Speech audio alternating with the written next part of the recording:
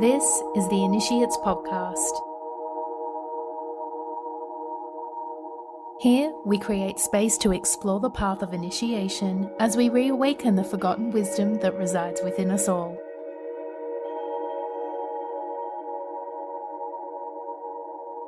I am your host and guide, Natalie Grace. Join me every Thursday for an enlightening exploration of contemporary spirituality.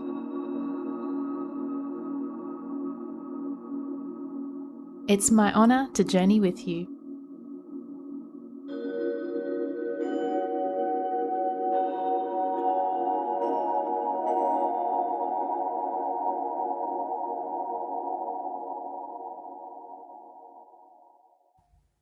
Hello, beautiful friends. Thank you for being here with me. Today, I'm going to be delivering a channeled message from my Akashic Records. I felt compelled to go through my journals recently. I went through a really intense period of channeling every day for pretty much a year as part of my self-devotional practice, something that I talked about a few episodes ago. And this channeling practice allowed me to gain so much wisdom from my spirit team, from higher guides, from my higher self, from my soul, all those different fragments of me and my world. It was like a practice of consulting with them, like meeting with a really wise friend every morning to get some really sage advice about questions, important questions I had about myself and my life and the world. I'll be talking pretty soon in a future episode in more detail about the Akashic Records. I'm hoping to have a wonderful friend join me for that conversation. But for now, if you're not familiar with the Akashic Records, it's essentially a field of energy that contains all the feelings, experiences, memories, events, and knowledge of the world from past timelines, future timelines, and the current moment. It also contains the soul record, the record of each and every soul of humanity, of different cultures, of animals and plants, of objects. Basically everything that exists in our world has an energetic memory that resides within the Akashic Records. It's a frequency I tap into through meditation and through prayer, basically, a special prayer that many Akashic Records channelers use. We have different versions of this prayer, but it's a pretty common practice in order to drop into the frequency and match the frequency of this energetic field. But once you're there, you can ask anything on your mind and you'll get an answer that is beyond yourself. It comes from a higher source. And I know this to be true because what comes out is so poetic and it feels like it's of me, but it's not from me. It's from a higher aspect of me and sometimes something completely separate to me. I've had some really interesting experiences in the records where it didn't feel like I was just consulting with my higher self. It felt like, and it sounded like I was consulting with completely separate entities to me. And that's something I'll expand on in the future. But for today, I wanted to go back through these journals when I was doing this channeling practice. So I'd go into meditation every morning. I have this special series of journals that I write in. They're all beautiful yellow journals. I use my coloured pens just to make the practice interesting and colourful because I like colour, makes my life more interesting. And I'll come with a question and then I just write, I let it flow. So these messages come through me, they're channeled through automatic writing, which is literally just the practice of picking up a pen and having the intention of not allowing your mind to direct the thoughts that you're writing. It's just letting words flow from you through the hand, trying to bypass the mind basically. It's really hard to do when you have no prompt. So I'd always have a prompt with a particular question I was curious about for the day. And sometimes they were deeply personal questions. Other times they're about mundane things in the world. They could be about my relationships with other people. They can be about karmic lessons, challenges I'm facing, or they can just be about the sky. What's the sky? Why is it blue? I feel called to share a lot more of these lessons in the lead up to the new year. So you probably can expect a few more of these styles of episodes, especially as we approach a new year. I feel like it's my process of reflection, going back and going over what I've learned and the wisdom that I've received, trying to find those gems that I can add back into my life or take action upon. But also because there's so many good lessons here for the entire collective, and I didn't have a platform to share them when I was receiving them. And that's really one of the biggest reasons I've created this podcast and built this platform for sharing and communication and communing. It is to transmit these messages for you to receive. So this particular message is about the connection between the mind and the emotions, especially in times where we feel triggered. So I'm going to come back afterwards, after you've listened to this channeled recitation, and share some of my reflections along with why I think this message popped up for me today. The advice in it was quite pertinent, so I want to reflect on that too. And I feel like that is probably symbolic of the time in the wider collective, that there's other people that need to hear this message today or whenever it is you're listening. In between the message and my reflection, I'm going to leave a little pause for you to have your own reflection time. There'll be some quiet music there, so just take that moment to let that message sit with you and just notice what it might activate within you. And come back to it if you need a reminder. I do that a lot with my journals, and it's really great to create a record here of the best lessons that come through, so that if we need a reminder or to revisit that activation, we can come back to the episode and take another listen. One more thing to note before we begin. I start the message with my own question. It's a fairly personal question. This message was channeled at a time when I was deep in my healing journey, following my diagnosis of autoimmune thyroid disease, and I was really struggling with managing my emotions. It was causing me lots of problems, and I was seeking some help. So that's what I'm referring to in the question. So this very first part of the message is my question, and then the wise answer follows. So even though it is a little bit vulnerable, sharing my own personal consults with my records, I couldn't not share this message. I felt like it was just so important and held so much wisdom. So as always, thank you so much for the safety of this space in receiving this personal message that I'm about to share. Okay, let's journey.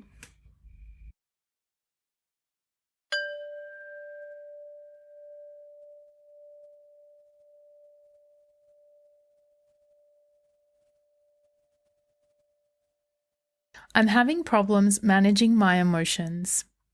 I understand this is both caused and exacerbated by my thyroid issues. I also understand that my thyroid disease is a direct manifestation of my emotional health. I felt like since my diagnosis, I'd made a lot of progress in improving my emotional health, and in many ways I'm much better.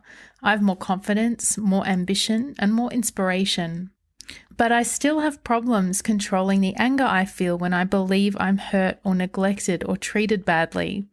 I drop down into the victim role and I feel my frequency go back to where I was at my lowest, hopeless, despairing, and out of control. I have a much better understanding of my shadows and triggers than I did previously, but I'm struggling with transforming my reactions. My reactions hurt my health, deplete my energy, and distract me from achieving my goals. What can I do to change how I react to my triggers? How can I feel the hurt and neglect that sit within my shadow self? Are there other shadows or triggers that I'm ignoring or not aware of that I need to work on? How can I better control my emotions when I am on the brink of an outburst? Please help me transform this energy. Your emotions are part of you. The issue is they cannot be controlled. They cannot be scheduled or even suppressed. One may try to suppress emotion, but it is still felt. It is just buried or masked, which compounds the discomfort. It is not healthy for you to suppress any emotion, no matter how uncomfortable. A job of the human in your realm is to feel, to experience the phenomenon of emotion in all of its forms and manifestations, to feel the connections between the mind and the body while experiencing the emotion. They are all one body after all. Emotions are vibrations, as you are coming to learn, just as all else is vibration. In this way, you can understand emotion as a scale. It is possible to play the lower notes, but just like playing a piano, you can jump to a higher note, even from the lowest register. This is your challenge, to play your emotions or listen to your emotions as if they are a song. As you are aware, it can be harmful to only listen to songs in a discordant lower register. Is it any wonder that those kinds of songs contain lyrics that discuss darkness? Think of your emotional and mental bodies as a song. Your emotions, the music, and the mental body, the lyrics. Songs can tell wonderful stories. The music makes us feel purely, while the lyrics create thought patterns of understanding, which trigger more emotions in us. In this respect, it is simpler to consume instrumental music, to feel purely without the influence of the mind adding new, contrived emotional layers. This is our preference for you, to feel your emotions like a song, without the words. Take away the mind chatter that arrives once you notice your feeling.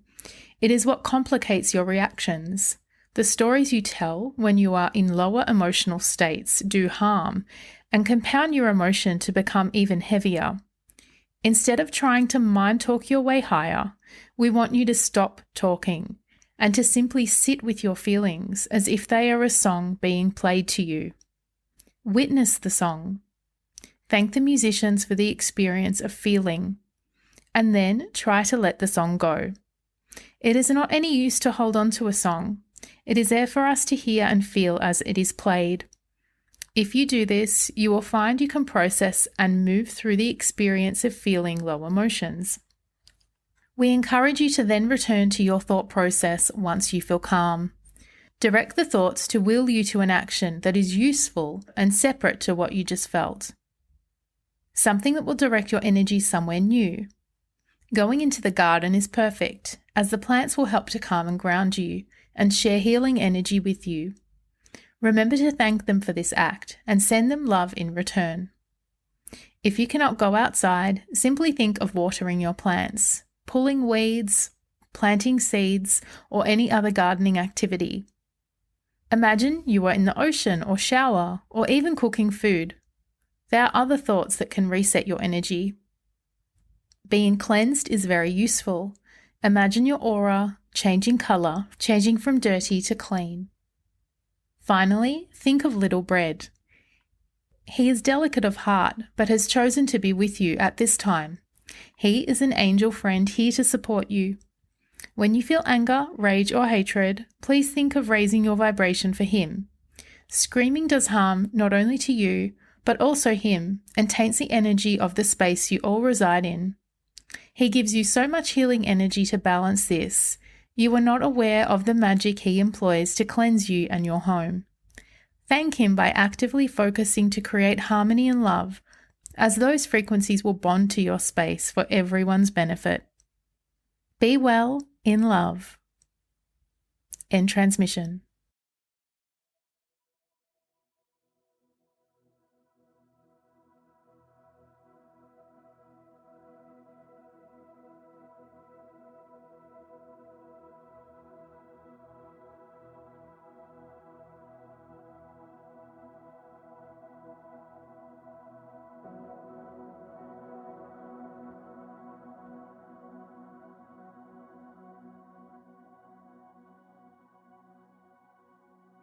So what did you think of that message? How do you feel about that message? Does that message resonate with you? I remember when I first channeled that message, I felt like it was really powerful wisdom for me because I was stuck in these patterns of feeling these really intense emotions, these pure emotions that would be triggered immediately in response to a situation. And they're real and they need to be felt. But it's how we decide to take action on how we're feeling that can become really harmful and hurtful and problematic to ourselves and to others. And that was a state I was in because as soon as I'd feel something, my mind would start running my programs, how I should be treated, and when you look into your expectations, often, like, where do they even come from? Are they reasonable? Sometimes they are, but sometimes they're not. And sometimes we can be really inflexible with our expectations. So I feel like this practice allowed me to be more fluid in the moment. And it helped me to gain or develop an awareness of that constant interaction between our minds and our thoughts and our emotions, and whether the emotion is a pure emotion being felt or whether it's actually a response, an emotional response to a thought. And if it's the latter, is that emotion required? Can I do without it? It's very powerful. It's very powerful practice, but boy, is it difficult. And so as I went through my journals this morning to find the message that I wanted to share today, this one really stuck out as the message that I wanted to record. Little did I know that I'd be challenged all day myself to put this guidance into action. I am much, much more calm and in control.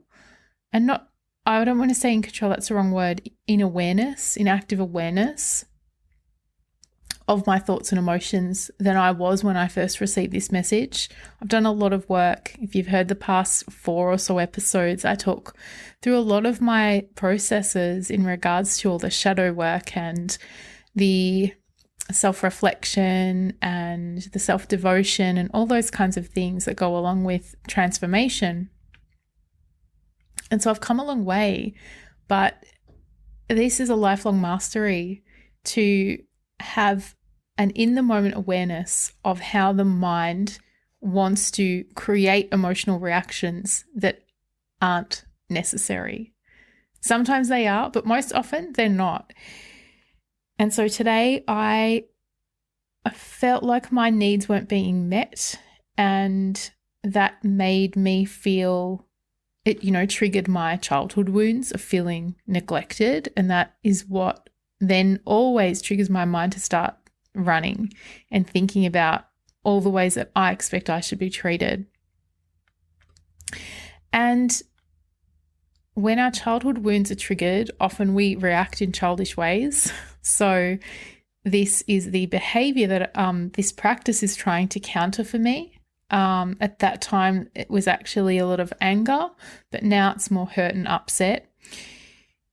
And the practice really did help me curb my anger, because anger isn't something that I deal with as frequently as I was when I got that message. But yeah, today, obviously I needed to hear that message today, because throughout the day I would notice myself. I would almost feel myself and watch myself going into the patterns, those negative patterns that I described and that were shared with me in the answer to my question. And I wasn't taking this advice. I wasn't taking my own advice here to just simply pause and realize what's the lyrics and what's the actual music, and go outside and distract myself with another kind of action to kind of transmute that emotional energy that just wasn't required to be felt.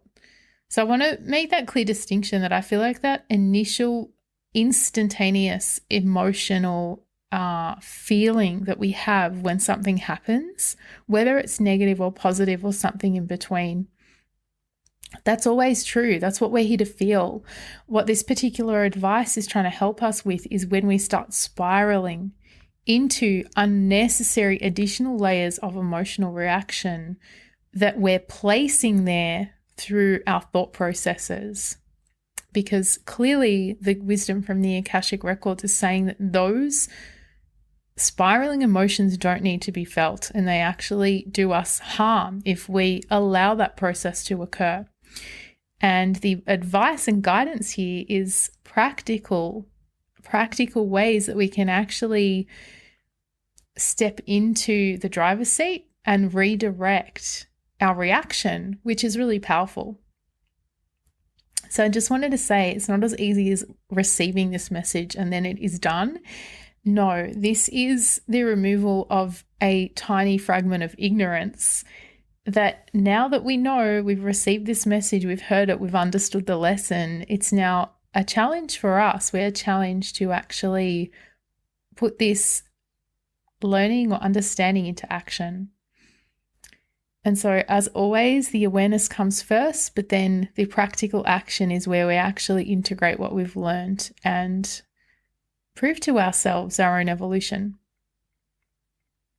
So even though I could feel this pattern happening and I could have it reflected back to me, how I was responding was inappropriate and unnecessary and distracting, I was still holding on to a resistance or hesitancy to take the higher action, the higher path. And I think that's why when I get messages from the records, they so often give such useful practical advice and kind of metaphoric or symbolic kind of stories to help explain how we can better understand why something happens the way it does. So in this case of this message, they talked about a song, the difference between a song that is simply instrumental, representing the pure feeling, versus a song with lyrics that then adds a layer of emotion that is then triggered by us intellectualizing the words of the song, the story that's being told that was separate to the actual music. I found this concept to be extremely helpful, these beautiful symbols. And I've actually, to be honest with you, forgotten this message. Upon rereading it, I recalled how often when I did remember it, I used this lesson of observing my own reactions and kind of detaching the layers like we would detaching the lyrics from a song and just listening to the music and receiving the music. So I thought that was really helpful, and music is something we can all relate to. So I think this was a really practical way of explaining how to do that detachment and awareness process. I also really enjoyed the practical tips. There was tips for us to transmute the energy in a physical sense by going into the garden, working with the earth, and actually interacting with plants specifically. It wasn't just grounding into the earth and getting dirt on the hands. It was actually allowing the plants to help receive some of this energy and transmute it for us, and to return to us some healing energy from them to help balance out any disharmony or discordance. And even being gracious by tending to the plants via weeding or watering is a beautiful practice too, because water is cleansing and life-giving, and weeding is about nurture. So I found those tips super beautiful. And even the visualization tips, if you're at work and you're in an office and it's a concrete jungle, you can't necessarily go out to a garden and talk to the plants. Well, you can still visualize something that's going to have a similar effect. It was also a surprise. I remember feeling surprised when I got the message, but it made total sense. The mention of my cat Bread, who you might have heard me talk about before. There was a bit of a reference to cat magic there, but mostly the energetic influence that these spiraling responses, negative responses to triggers can have on those around us, including our animals. And sometimes it's really hard to find compassion or selflessness when we're thinking about other people we share space with who might be the cause of our triggers. So this might be colleagues or partners or family members or housemates or friends or children, but most of us can find complete unconditional love for our pets and really want to protect them from energetic influence that isn't theirs. So I've found that to be a really useful reminder too, just to be mindful of an innocent animal that shares the space who, regardless of how much he loves me and our soul contract and how much he's here to kind of help elevate me and my energy in my home, in my world, I still must be mindful of my energetic influence on him and do all that I can to create an environment of energetic harmony for him to exist in. So it's a fairly short message this week, but it's a powerful message, and I hope it's landed with you with resonance and that you've been able to take some wisdom from it. I'd love to hear what you think. So if you have any feedback for me in regards to this channeled wisdom teaching, don't hesitate to get in touch. Send me a message on Instagram at The Initiates Podcast. You can send me an email at theinitiatespodcast@gmail.com and let me know what you think. I have a new schedule for live events for December that I'll be popping into the show notes. If you would like to join me for a live Instagram and also live YouTube event this month where I'm delivering some channeled guidance and also doing some tarot reading, then check out the schedule. Definitely follow me on Instagram because I always post my schedule and updates there.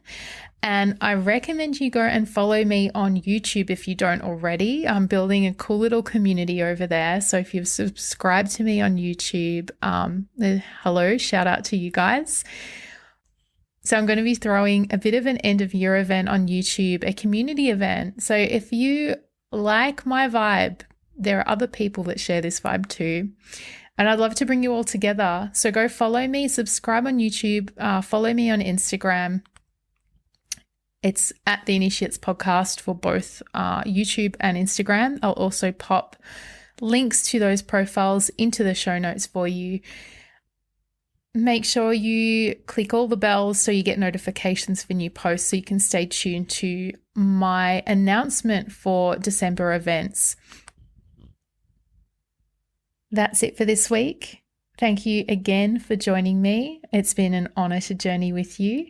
And until next week, I wish you peace and I wish you love.